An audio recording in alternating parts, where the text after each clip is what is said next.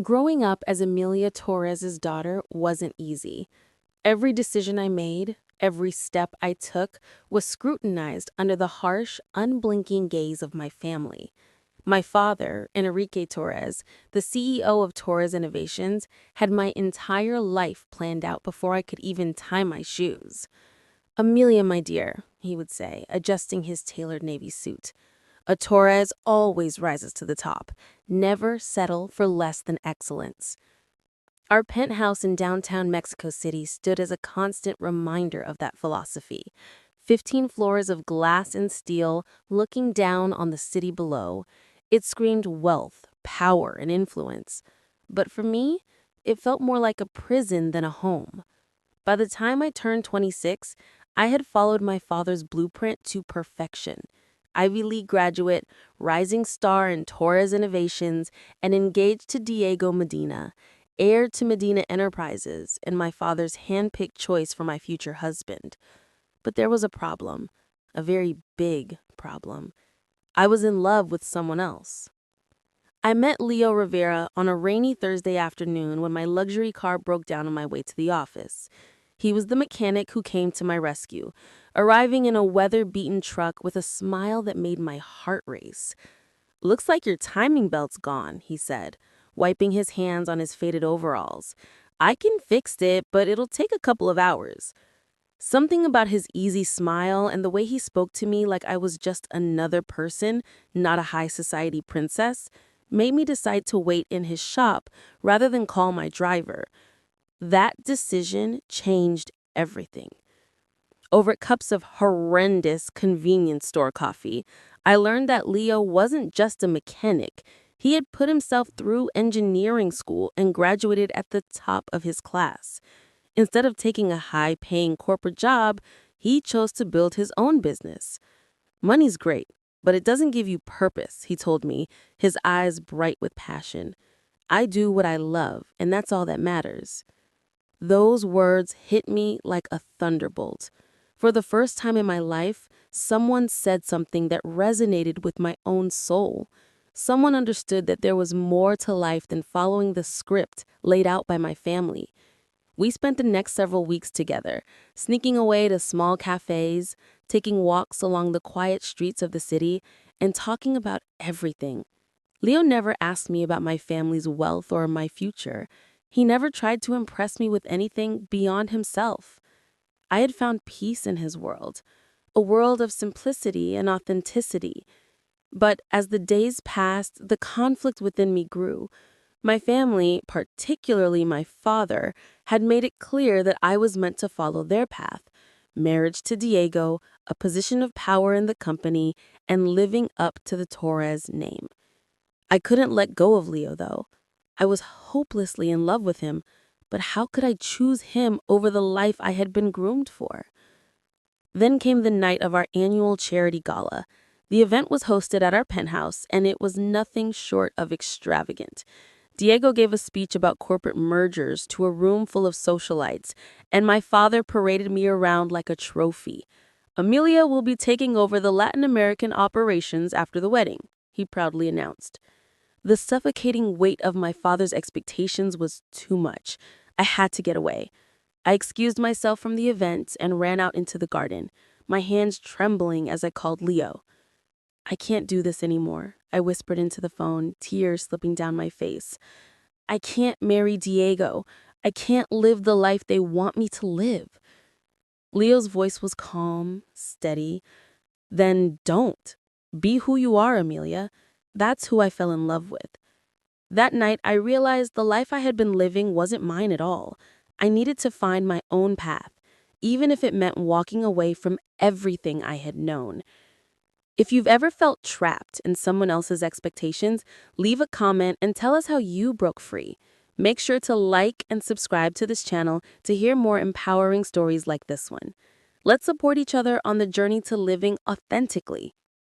The following morning, I walked into my father's office, my heart pounding in my chest. There was no turning back now. I had made my decision, and I was ready to face the consequences. "Amelia, you're early," my father said, his eyes narrowing as he looked up from his desk. He wasn't expecting me until later in the day. His tone was icy, and I could already feel the storm brewing in the air. "Daddy, I need to talk to you about something." My voice was steady, though the nerves simmered beneath the surface. I had rehearsed this conversation in my head for days, but nothing could prepare me for the actual moment. He leaned back in his chair, crossing his arms. "If this is some nonsense with that mechanic boy, you can save your breath. We've already discussed this. You will marry Diego, take over the company's operations, and secure your future. That's how it's been since the day you were born." I took a deep breath. "I'm not marrying Diego." The words hung in the air like a bomb ready to explode. My father's face flushed, his lips pressed into a tight line. The silence between us was deafening. "What did you say?" he asked, his voice a low growl. "I'm not marrying Diego," I repeated, my voice unwavering. "I'm in love with someone else. His name is Leo Rivera. He's a mechanic." My father's expression darkened, his anger rising as quickly as a storm. "A mechanic? Is this some kind of joke, Amelia? You're going to throw away everything we've worked for, everything I've planned for a man who fixes cars?" "I'm not throwing anything away," I said, standing straighter now, finding my voice. "I'm choosing the life I want to live, not the one you've chosen for me. I love Leo, and I don't need your approval to be happy." He slammed his fist onto the desk, making the papers scatter. "You are a Torres. A Torres never settles for second best. You will marry Diego. You will continue the legacy of this family." "No," I said, the words sharp and final. "I won't." He stood up abruptly, towering over me.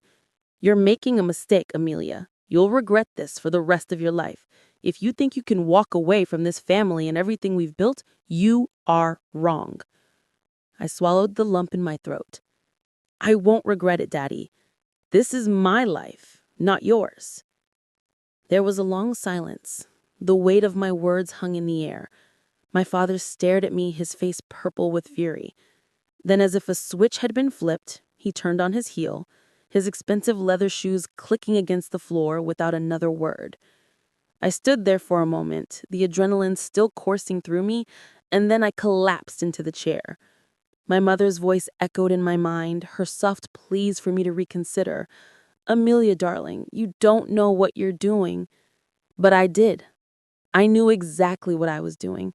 I was choosing the path that would finally make me happy. Later that evening, I texted Leo, "Meet me at the park. I need to see you." When I arrived, he was already waiting, leaning against the rusted old fence that surrounded the park. The street lamps cast a soft glow over him, and for a moment, I just stood there, taking him in. He was everything I had ever wanted. Real, grounded, and honest. "Hey," I said, walking up to him. "I did it. I told them." Leo's eyes softened with concern. "How'd it go?" "It was bad," I said with a heavy sigh. "My father's furious, but I'm done living in his shadow, Leo. I'm done pretending." He smiled. The warmth in his eyes made my heart flutter. "I'm proud of you, Amelia. You don't need to prove anything to anyone. You already have everything you need right here."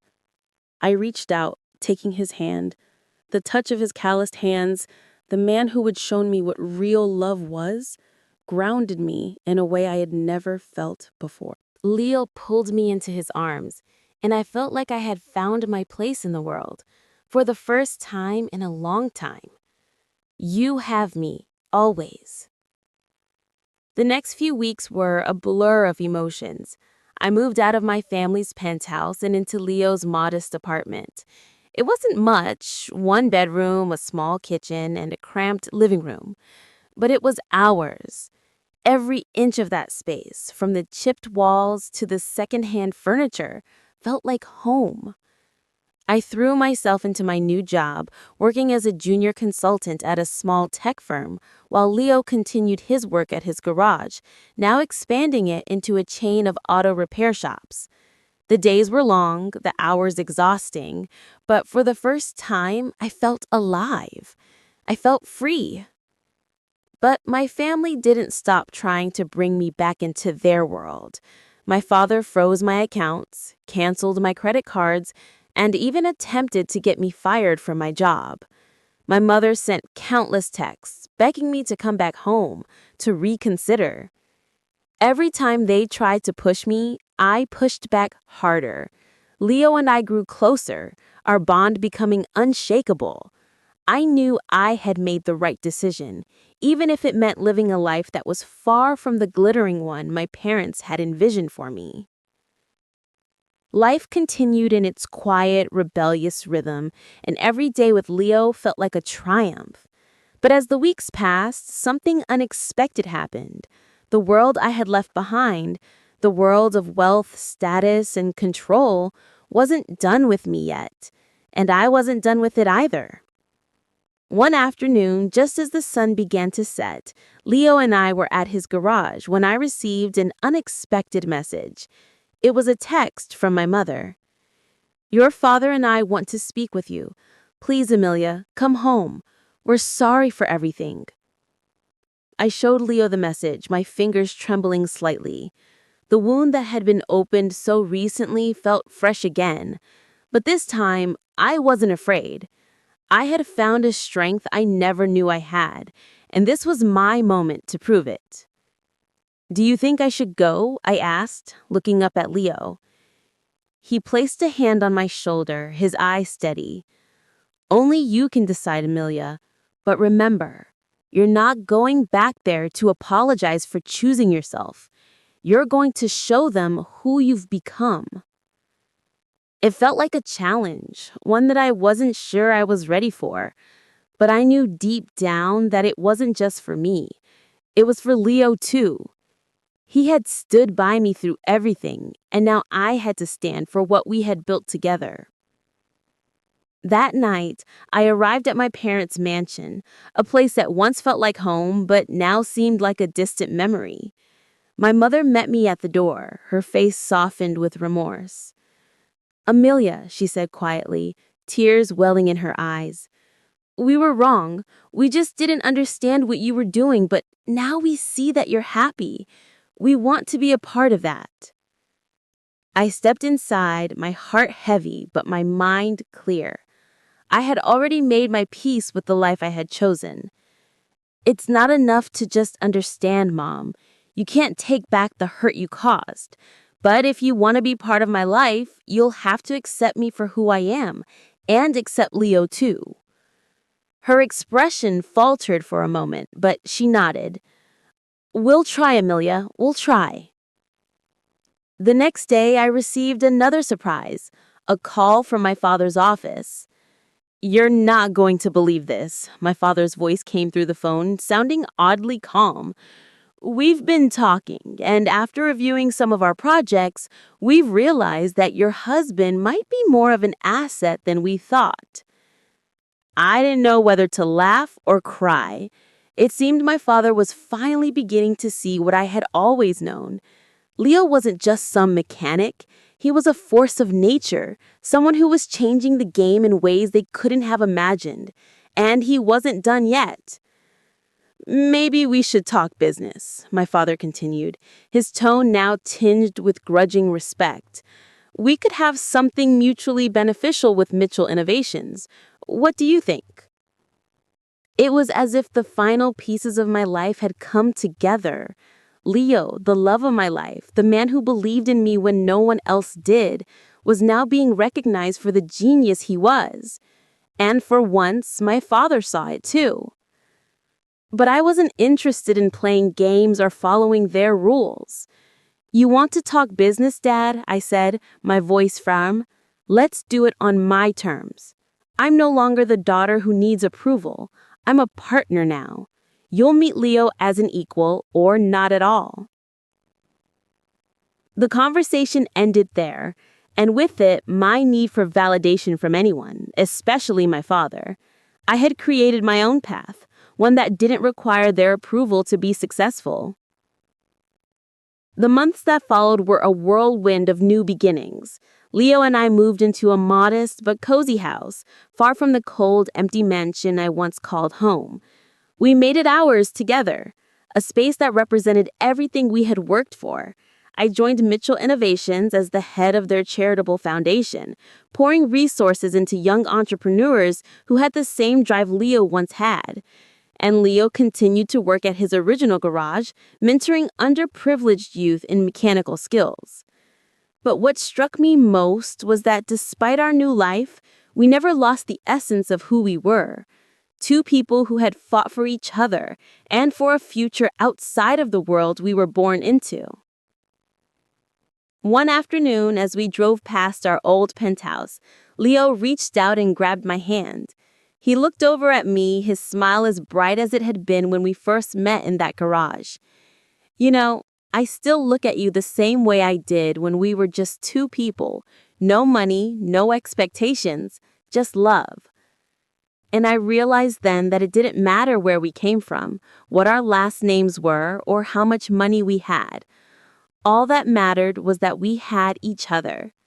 Together, we had found something more valuable than any inheritance or corporate empire, something money could never buy.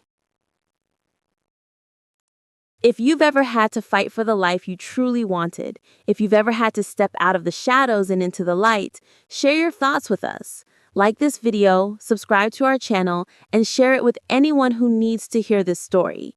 Comment below and let us know your key takeaways or how you're choosing to live your life on your terms.